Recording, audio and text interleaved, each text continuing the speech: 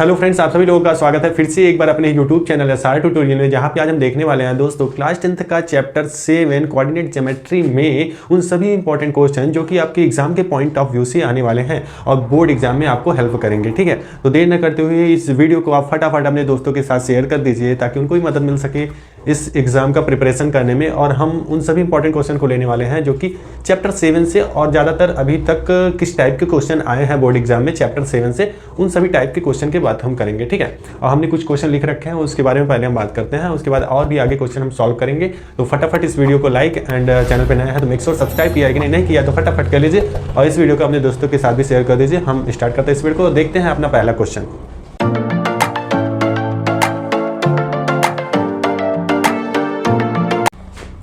तो पहला क्वेश्चन हम देखते हैं। पहला क्वेश्चन हमारे पास है the distance of a point 3,5 from x axis is के यूनिट्स देन के इक्वल। अब देखिए इसमें 4 ऑप्शन है, आपको ये एमसीक्यू टाइप्स क्वेश्चन है, इसमें से ये 1 नंबर में आने वाले हैं क्वेश्चन। जो भी एमसीक्यू के रहेंगे 20 क्वेश्चन आपको 1 नंबर में ही आएंगे।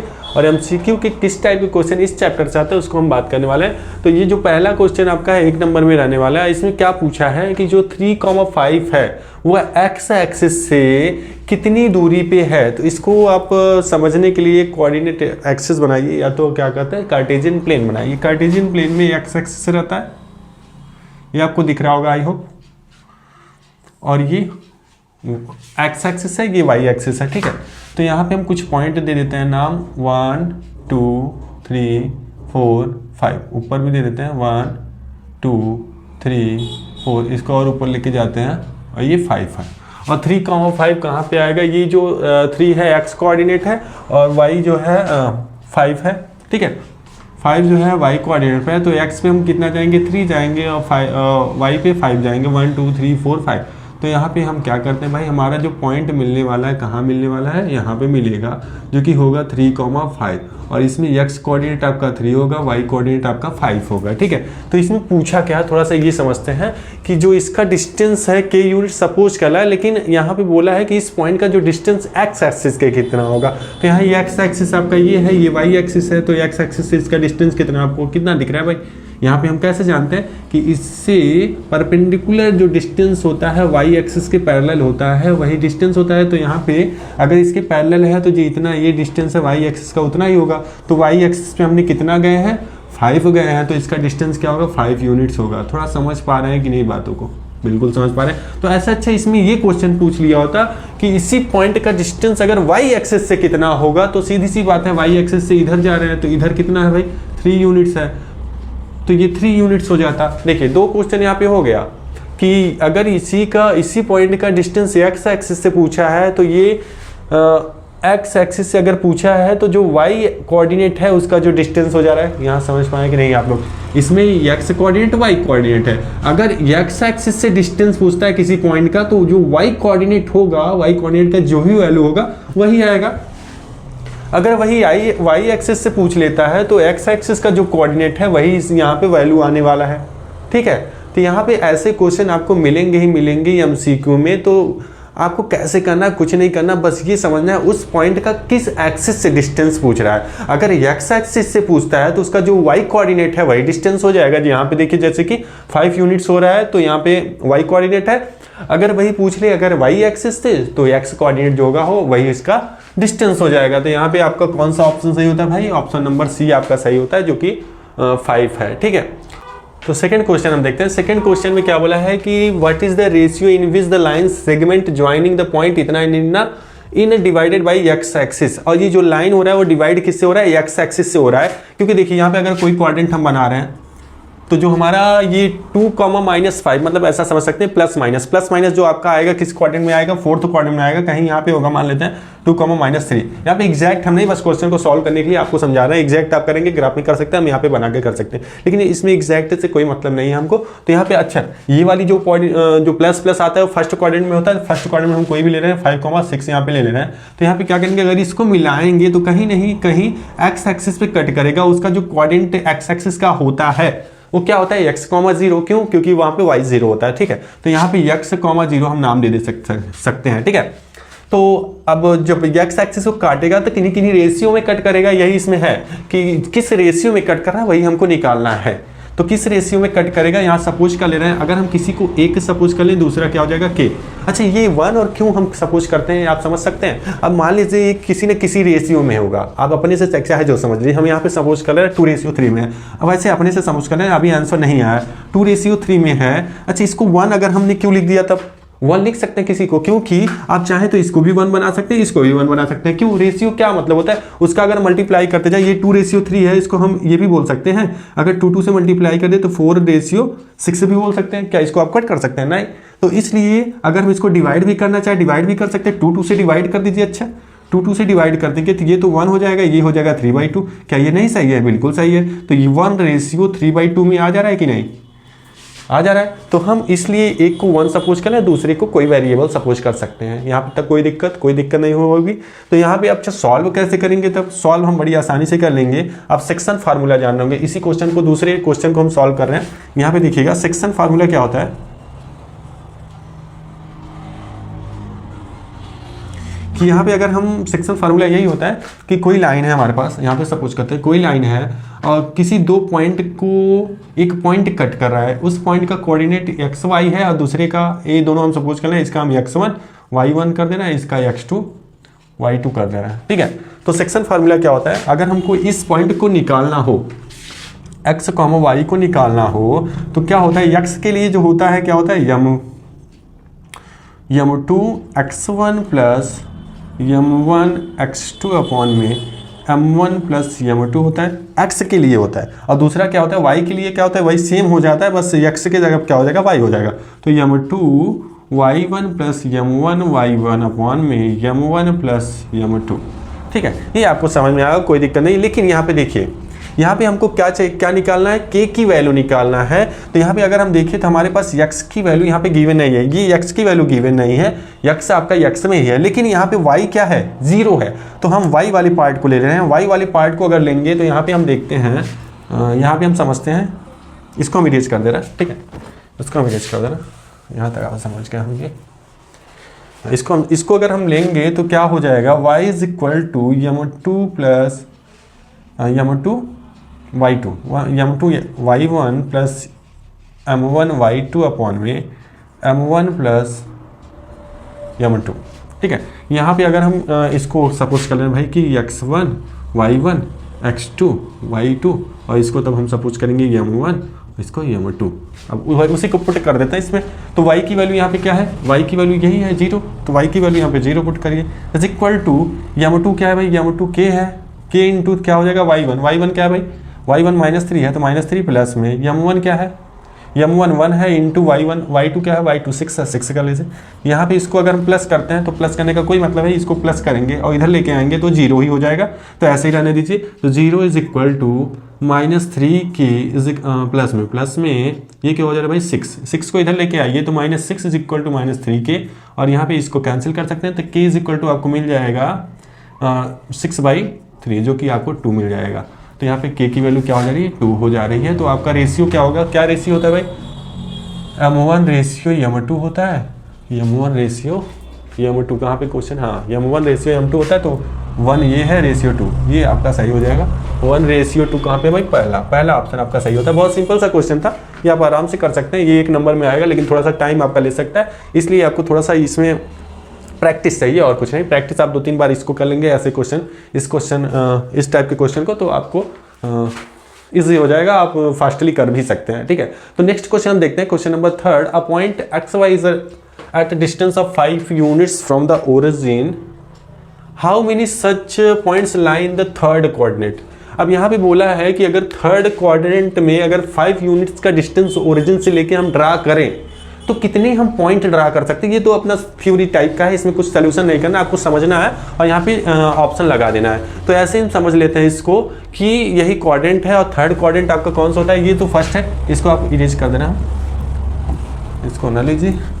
ये आपका क्या होता है, फर्स्ट कोऑर्डिनेट होता है, ये होता है आपका सेकेंड कोऑर्डिनेट, ये होता है आपका थर्ड, ये होता है आपका फोर्थ। यहाँ पे थर्ड और फोर्थ तो किसी से मतलब नहीं, ये अगर बोलता फर्स्ट सेकेंड थर्ड किसी में बोल सकता है। तो क्या है भाई कि इसमें समझने वाली बात है, ये थर्ड कोऑर्डिनेट है, ओरिजिन से अगर हम 5 यूनिट का कोई पॉइंट ले लें, 5 यूनिट्स का, ठीक है। तो ये क्या बोल रहा है कि ये जो पॉइंट होगा क्या एक ही बन सकता है थर्ड कोऑर्डिनेट में? बिल्कुल नहीं बन सकता, क्योंकि अगर इसको हम ऐसे लेके जाए भाई, ऐसे ऐसे घुमाते रहें और ऐसे घुमाते रहें तो हर जगह यही 5 यूनिट्स का एक रेडियस, अगर सपोज के 5 यूनिट्स का अगर सपोज करके हम घुमाते रहें तो हर जगह जो पॉइंट बनेगा वो कितनी डिस्टेंस लेगा भाई ओरिजिन से? 5 यूनिट्स ही लेगा। तो 5 यूनिट्स ही अगर लेगा तो कितने पॉइंट बन सकते हैं एक कर्व लाइन पे? इनफाइनाइट बन सकते हैं। एक लाइन पे कितने पॉइंट बन सकते हैं भाई? इनफाइनाइट पॉइंट बन सकते हैं। तो यहाँ पे आपका ऑप्शन भी तब वही हो जाएगा भाई, इनफाइनाइटली मेनी सोल्यूशन हो जाएगा। कोई दिक्कत यहाँ तक? कोई दिक्कत नहीं। नेक्स्ट क्वेश्चन देखते हैं। Find the coordinate of the point on a Y axis is nearest to the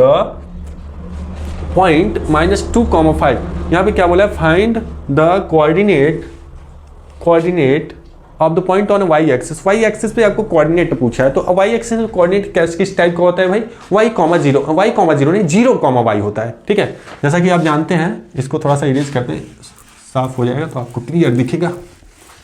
हाँ, ये हम बनाते हैं भाई कार्टेशियन प्लेन, ये आपको दिख रहा होगा। तो क्या बोला है कि अगर हम कोई पॉइंट ले रहे हैं -2,5, -2,5 किस कोऑर्डिनेट में होता है भाई? ये तो पहले बता दीजिए। सेकंड में होता है। सेकंड यहाँ पे हम सपोज कर लें ये 2 है और ये आपका 1 2 3 4 5 है। तो कहीं यहाँ पे ऐसे कट करते हुए आएगा, ये हम सपोज कर लें -2,5 है। सेकंड कोऑर्डिनेट आपका होता है।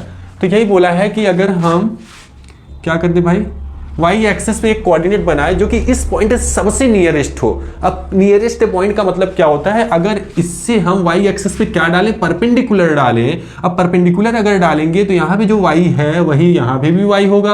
और वाई पे पॉइंट कैसा हमको मिलता है भाई? 0, y मिलता है। और वाई की वैल्यू यहाँ पे क्या है? 5। तो आपको कोऑर्डिनेट क्या मिल जाएगा? 0,5। बहुत ही ईजी क्वेश्चन है, आपको कुछ करना ही नहीं, बस सीधा सा इसमें लिख देना है कि इससे नियरेस्ट जो पॉइंट होगा वो 0,5 होगा। ठीक है, यहाँ पे आपका आंसर जो होगा क्या होगा? आपको समझ में आया कि नहीं ये वाला क्वेश्चन? अगर नहीं समझ में आता है आप कमेंट सेक्शन में बोल दीजिएगा, हम दूसरे टाइप में इस वीडियो को अलग से आपको अपलोड कर देंगे, आप देख सकते हैं। ठीक है,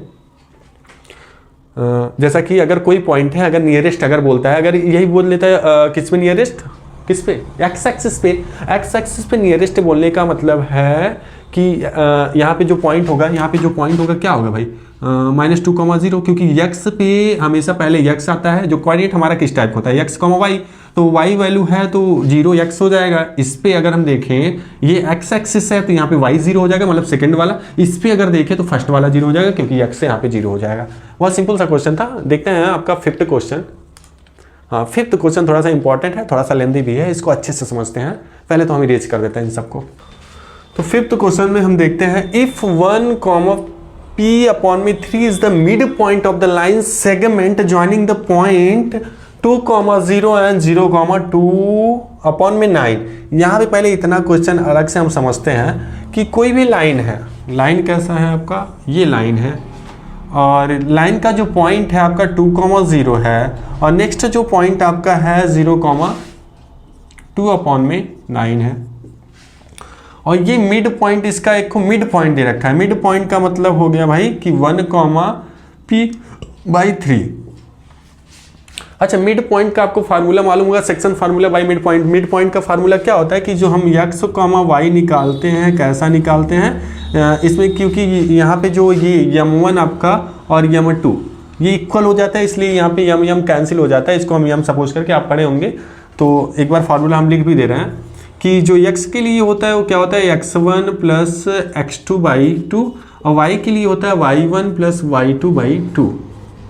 ठीक है, तो यहाँ पे आपको क्या निकालना है? यहाँ पे p की वैल्यू निकालनी है। क्यों निकालना है? आगे आप क्वेश्चन पढ़ेंगे तो क्या है क्वेश्चन में, सो दैट द लाइन जो आपका इक्वेशन दे रखा है लाइन का कि 5x + 3y + 2 = 0 passes through the point इतना, मतलब ये आपको सेटिस्फाइड करना है कि ये जो पॉइंट है क्या इससे पास हो रहा है। पास होने का मतलब क्या है? इस इक्वेशन को सेटिस्फाइड करे। इस इक्वेशन को सेटिस्फाइड करने का मतलब जो यहाँ पे x और y, यहाँ पे x, y है, वो वैल्यू अगर हम इसमें x, y की जगह पे रखें तो क्या ये left hand side is equal to right hand side आ जाता है? अगर आ जाता है तो ये आपका सोल्यूशन सही होगा और सेटिस्फाइड भी हो जाएगा। तो यहाँ पे आपको मेन क्या निकालना है? ये जो p की वैल्यू निकालना है, क्योंकि यहाँ पे x आपके पास गिवन है -1, लेकिन y जो है 3p में है। तो ये p की वैल्यू अगर आपके पास मालूम हो जाए तो y की वैल्यू आप निकाल सकते हैं। तो यहाँ पे p की वैल्यू कैसे जानेंगे आप? क्योंकि यहाँ पे p है तो यहाँ वाला अगर p आराम से निकाल सकते हैं, क्योंकि ये मिड पॉइंट है इन दोनों पॉइंट का, तो आराम से हम निकाल सकते हैं यहाँ पे कौन सा सेक्शन लेकिन हम लेंगे, ये x वाला सेक्शन नहीं लेंगे क्योंकि हमको x का वैल्यू मालूम है कि -1 है, लेकिन y का सेक्शन लेंगे। क्यों लेंगे? क्योंकि यहाँ पे y की ही जगह पे आपका क्या है, p/3 है। तो y इज इक्वल टू हम ले सकते हैं यहाँ x is equal to x1 और प्लस x2/2 हो जाएगा। y लेकिन क्या हो जाएगा, यहाँ पे y देखते हैं, y क्या हो जाएगा, y1 प्लस y2/2। ठीक है, तो यहाँ पे वैल्यू पुट कर लीजिए, आराम से आप निकाल सकते हैं। तो यहाँ से हम देखते हैं कि y है आपका, y इज इक्वल टू, अच्छा वैल्यू पुट कर लेते हैं, यहाँ पे वैल्यू पुट कर लीजिए। तो y की वैल्यू यहाँ पे क्या है, p/3 है, y की value p/3 is equal to y1 क्या है भाई, y1 0 है और y2 क्या है 2/9 है, बाई 2 कर लीजिए। इसको सॉल्व करेंगे, जीरो जोड़ ऐड करते हैं तो वही रह जाएगा, कोई दिक्कत नहीं। तो यहाँ पे मिलेगा आपको p/3 इज इक्वल टू, इस 2 को ऊपर नहीं तो एक बार इसको हम पहले लिख देते हैं, 2/9 है और यहाँ पे क्या है 2। ठीक है, 2 को हम लेके जाते हैं, या तो 2/1 भी हम कर सकते हैं। तो 2 का यहाँ 1 का ऊपर मल्टीप्लाई होगा, तो यहाँ पे क्या आएगा, यहाँ हम समझते हैं p/3 इधर हम रहने देते हैं लेफ्ट साइड में। राइट साइड में क्या हो जाएगा, 2 से मल्टीप्लाई करेंगे तो 2/18 हो जाएगा। अब 3 को क्रॉस मल्टीप्लाई कर दीजिए उधर, तो p की वैल्यू आपके पास मिल जाएगा 2 × 3/18 और यहाँ पे आपका 6 हो जाएगा, 6/18 मतलब कि यहाँ पे हो जाएगा 6/18 और इसको कैंसिल करते हैं तो 1/3 मिल जाएगा। p की वैल्यू आपके पास मिल गया 1/3। ठीक है,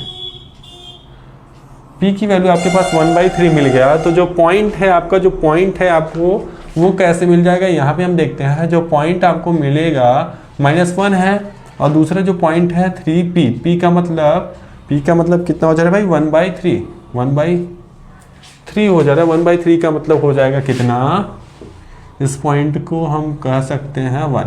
तो -1,1 आपको पॉइंट अब मिल रहा है, यहाँ पे -1,1 मिल रहा है। तो सेटिस्फाइड किस इक्वेशन को करना है भाई, इक्वेशन लिख दीजिए 5x + 3y प्लस में 2 = 0।